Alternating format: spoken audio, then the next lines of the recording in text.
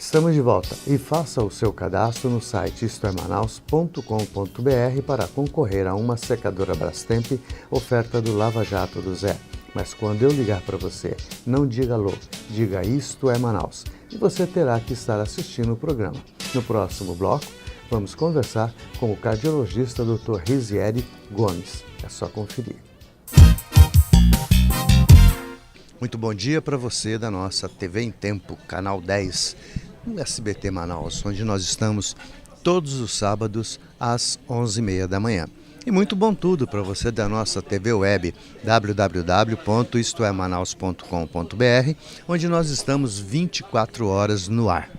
Hoje, mais uma vez, nós estamos no novo hotel, um novo conceito de hotelaria. O novo hotel se modernizou. Para quê? Com que objetivo? É fazer com que a sua estadia seja a mais tranquila possível. E o novo hotel sempre inovando e trazendo novidades no mundo da gastronomia. Cozinha show com carnes e frango, segunda e sábado churrasco na brasa, terça-feira pato no tucupi e caldeirada de tambaqui, quarta-feira mini feijoada, na quinta-feira sushi, sexta tem tambaqui na brasa e ceviche, que é uma comida peruana. Sábado, a feijoadíssima, que todo mundo já conhece, regrada uma boa música e uma boa companhia, vai tudo muito bem. No domingo você tem um café regional, também com requintes de internacional, porque você tem o café da manhã, que o chefe Willy prepara aí com sua equipe para você saborear e se deliciar. Então, novo hotel, 7 salões para a realização do seu evento. E aqui a gente deixa os nossos agradecimentos ao gerente de alimentos e bebida, Renato Araújo, e também ao gerente geral, senhor Daniel Betiol, por nos atender neste giro gastronômico. E olha, muito obrigado, porque aqui esse programa nasceu aqui no Novo Hotel e até hoje nós estamos, isso já vamos buscando 27 anos, e com que prazer a gente tem de falar de Novo Hotel, porque a gente sabe da seriedade, a gente sabe da qualidade daquilo que eles oferecem. Hoje eu tenho a honra e o prazer de receber o Dr. Rizieri Gomes, que é cardiologista, e o nosso assunto não podia ser outro. Hoje nós vamos falar das doenças cardíacas e o que a gente pode fazer. Doutor, muito obrigado pela gentileza de estar conosco. E como é que está a situação cardíaca do nosso povo? Bom dia, Edson, é um prazer estar aqui. E assim, Edson, a doença cardíaca hoje no cenário mundial, a doença que mais mata no mundo, e na nossa região e no Brasil não é diferente. Se a gente olhar as estatísticas, são cerca de 300 mil mortes por infarto ano no Brasil. Em Manaus, especificamente na região norte, nós estamos dentro da estatística nacional. Então, de cada 3 mortos que a gente tem, 1 por doença cardiovascular. É um dado que assusta e faz com que a gente comece a pensar em como a gente pode mudar esse cenário. Exato, e eu pensava que o câncer é que era o grande vilão. Isso é importante porque, como existem diversas campanhas publicitárias focadas na prevenção do câncer, uma vez que o tratamento se dá de forma mais eficaz, de forma preventiva, a doença cardiovascular, se a gente somar todas as causas de morte por todos os tipos de câncer, não dá metade do número de mortes por doença cardiovascular. Então é uma doença que mata muito. Bom, a gente percebe que o homem, ele tem feito, mudamos a qualidade de vida.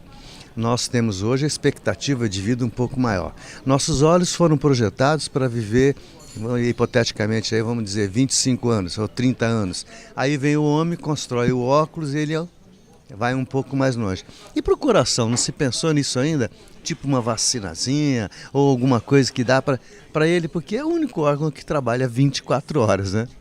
Isso é muito, muito importante. É a nossa esperança, mas quando a gente começa a falar das doenças que afetam o coração, na sua grande maioria, Edson, são doenças crônicas de evolução prolongada. Logo, não adianta você chegar lá no final e querer tentar reparar o coração. O coração é algo nobre, ele não se regenera. Uma vez danificado, danificado para sempre. O tratamento, ele faz estacionar a evolução da doença, ou quando precocemente a gente começa já a pensar no nosso futuro, pensar como vai estar a nossa vida, a nossa qualidade de vida daqui 20, 30 anos, faz com que eu escolha melhor os meus alimentos, que eu tenha hábitos de vida mais saudáveis, para que isso implique em saúde lá na frente. Saúde trata-se muito de mérito, né? Quanto mais eu cuido do meu corpo, mais ele me oferece no final. Lembrando que, como você mesmo disse, o nosso corpo ele tem uma data de validade, mas um período que ele vai evoluindo para declínio. Então a gente não caminha para uma melhora da condição física com a idade. A idade é fator de risco, simplesmente a idade já é um fator de risco para a doença cardiovascular. Então, quanto mais eu começo a me cuidar, quanto mais me previno, quanto mais precoce eu escolho as coisas que eu vou fazer na minha vida, mais saúde cardíaca eu vou gozar no futuro. Porque existem fatores que não dependem do teu cuidado, como a idade, por exemplo. Doutor, e qual é o start? Porque normalmente as pessoas que têm problemas cardíacos, ele só procura o hospital ou o médico no momento que ele teve um desconforto ou algo parecido. Existe um start que, você está aqui, nós estamos aqui nesse momento e eu tive um sintoma qualquer e vou procurar um médico. Existe isso? Então, existe uma faixa etária onde começa a se aumentar o risco cardiovascular do homem e da mulher. Mulher acima de 55, homem acima de 45 anos de idade. Só que a gente precisa ter um bom senso de avaliar como que é o perfil da minha população.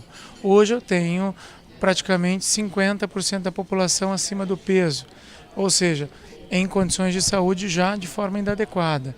Quando eu começo a observar que a maior incidência de hipertensão, a maior prevalência de hipertensão por faixa etária essa idade de 30 a 40 anos de idade, isso significa que eu tenho que começar a me cuidar. Fazer um check-up periódico começa quando você começa a identificar diversos fatores de risco na sua vida. Não espere ter sintoma. A doença cardiovascular se manifesta de forma precoce em pessoas que praticam atividade física de forma moderada. Tá? Então, assim, na sua grande maioria, ela é absolutamente assintomática. Cerca de 70% da população ou é sedentária ou é ativo insuficiente, segundo a Organização Mundial de Saúde. Então, como a gente não tem essa prática de atividade regular no nosso dia a dia, na sua grande maioria, não se faz diagnóstico precoce. Então a gente precisa buscar a avaliação periódica.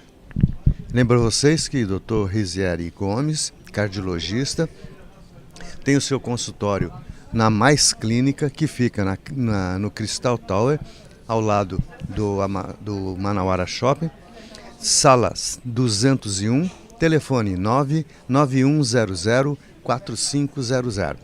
Então, doutor, vamos voltando no nosso coração. Quer dizer, a prevenção seria o quê? Uma vida saudável, exercício, alimentação certa? Isso? Perfeito. A prevenção ela começa com hábitos de vida, né? Atividade física regular. O ideal, segundo a Organização Mundial de Saúde, seria nós praticarmos 150 minutos de atividade física semanal. Isso já seria bem importante e traria resultados significativos. Uma alimentação mais saudável, acompanhado às vezes por um profissional ou simplesmente uma orientação nutricional que é dada por ele. E também você fazer uma avaliação periódica para a gente saber como é que está o nosso coração. Existem doenças congênitas que elas se desenvolvem de forma assintomática e vêm dar problemas já numa fase adulta avançada. Então, eu preciso saber como eu nasci, como que o meu coração foi constituído. Eu preciso saber como é que está meu estado de saúde. Existem doenças que afetam o coração, como colesterol alterado, que é a dislipidemia, que não dá sintoma na grande maioria. O diabetes em fase inicial também não dá sintoma. Em média, a demora do diagnóstico de diabetes se dá cerca de 5 anos do início da doença, em média. Por quê? Porque as pessoas não têm sintoma. A maioria das doenças são absolutamente assintomáticas que acometem o coração. Bom, agora eu sei que essa parte é uma coisa muito questionável quando o senhor fala alimentação saudável. Como é que eu vou fazer uma alimentação saudável se hoje nós estamos caminhando para a industrialização? Se nós pegarmos as embalagens hoje, quando você vai ler lá o teor nutricional, é alarmante, porque a gente vê muito sal, muitas gorduras hidrogenadas e uma série de coisas. Como é que a gente vai fazer uma alimentação saudável para ser bom para o nosso coração, para ser bom para o nosso colesterol? Então, isso é importante. Alguns anos atrás, o governo brasileiro regulamentou a quantidade de gordura, a quantidade de sódio. Quando você escreve lá zero sódio, ou light, ou diet, existe uma normativa. É que, na verdade, nós vamos ao supermercado e compramos alimentos. Não avaliamos o alimento que estamos comprando. Existem diversos tipos de alimento dentro da prateleira. Tem opções hoje saudáveis. Hoje, a própria modernização, a proliferação de marcas e concorrência fez com que a gente tivesse mais opção. Hoje, quando você vai na prateleira do diet, do light, antigamente você tinha uma gôndola, hoje você tem corredores. A tendência é que o surgimento de alimentos orgânicos, as opções, façam com que a gente tenha mais opções de alimentos. É lógico que a vida corrida, o estresse, a vida extremamente dinâmica faz com que a gente recorra muitas vezes à comida rápida. E é ali que mora o problema. Então eu preciso cuidar da saúde, não é fácil, requer trabalho e disciplina. Então é importante que você tenha uma programação. Eu vou me alimentar, eu tenho condição. Hoje é muito comum a gente ver aquele nosso colega de trabalho levando a marmitinha dele de casa. É uma opção mais saudável. Você está levando uma comida que você sabe como foi produzido, você sabe a quantidade que tem, a origem dos alimentos. Então é lógico que às vezes no dia a dia isso fica inviável para algumas pessoas, mas tentar buscar dentro das corporações, das organizações, o cardápio light. Muitas empresas hoje, inclusive empresas aqui do distrito, tem um acompanhamento nutricional, tem o cardápio light para o funcionário que assim deseja buscar uma vida mais saudável. Então, a modernização, a tecnologia faz com que a gente tenha essas outras opções também. Gente, lembrando para mais uma vez que o Dr. Rizieri Gomes, cardiologista, tem o seu consultório na Mais Clínica, lá no Crystal Tower, ao lado do Manauara, sala 201. Telefone 99100-4500. Então vamos entrar agora nessa parte. O stent, ele resolveu os problemas cardíacos que as pessoas às vezes têm? Então, o stent é um material que a gente utiliza no procedimento chamado angioplastia. Ele resolve o problema, na grande maioria dos casos, do paciente que tem entupimento no coração. Só que o grande problema é esse paciente chegar no laboratório de hemodinâmica, no ambiente de hemodinâmica, antes de ser um caso grave, antes de ser um paciente infartado. Por quê? Na triagem, no check-up cardiológico, a gente consegue muitas vezes identificar se aquele paciente tem ou não tem um entupimento no coração. Então a maior dificuldade que a gente tem desse paciente é que ele chegue até a gente antes de ser acometido com um quadro de infarto, que é o quê? A interrupção aguda do fluxo de sangue no coração. O sangue, por algum motivo, não chega ao músculo. E esse motivo é o quê? A oclusão do vaso que irriga o músculo do coração. Então ele resolve, mas para isso a gente precisa chegar antes do infarto. E quem já tem um stent, poderá ter outro entupimento? Poderá ter, sim. A aterosclerose, que é a doença que entope os vasos do coração, ela não tem cura, ela tem tratamento. Então a gente desentope e você continua sujeito ao risco, principalmente se você não mudar seu hábito de vida, não fizer o uso dos medicamentos de forma correta. E isso vai fazendo com que você possa entupir aonde tem o stent ou em outro lugar que não tem o stent, aonde quando você fez naquele momento não tinha um entupimento, mas alguns anos depois veio a surgir novos entupimentos. Então é importante a gente ressaltar que a aterosclerose é uma doença que tem tratamento para controle, mas ela é progressiva. Ela pode vir a piorar, pode entupir. Uma vez feito ponte de safena, uma vez feita angioplastia, nunca mais vai entupir meu coração? Não, pode entupir novamente. E o caso de... quantos stents a pessoa pode ter? O que é normal? Quanto seria a quantidade para não ir para uma revascularização? Então, não existe uma quantidade pré-definida. Existem alguns scores que são classificações por pontuação utilizados no mundo inteiro. 2 deles são Euroscore e Syntax Score, que são tabelas que a gente coloca o paciente. Ali ele estratifica risco e avalia qual procedimento é melhor. se o paciente vai ter melhor resultado com cirurgia ou se o paciente vai ter melhor resultado com angioplastia. E mediante essa avaliação, associada ao perfil do paciente, se ele é um paciente aderente a tratamentos com remédio, se ele não é aderente, se ele tem um perfil de vaso muito ruim ou não, e a gente indica a desobstrução com stent. Você não tem um limite de números de stent. O que vem é o perfil do paciente para poder colocar. Tem pacientes com 1, com 2, com 5 stents.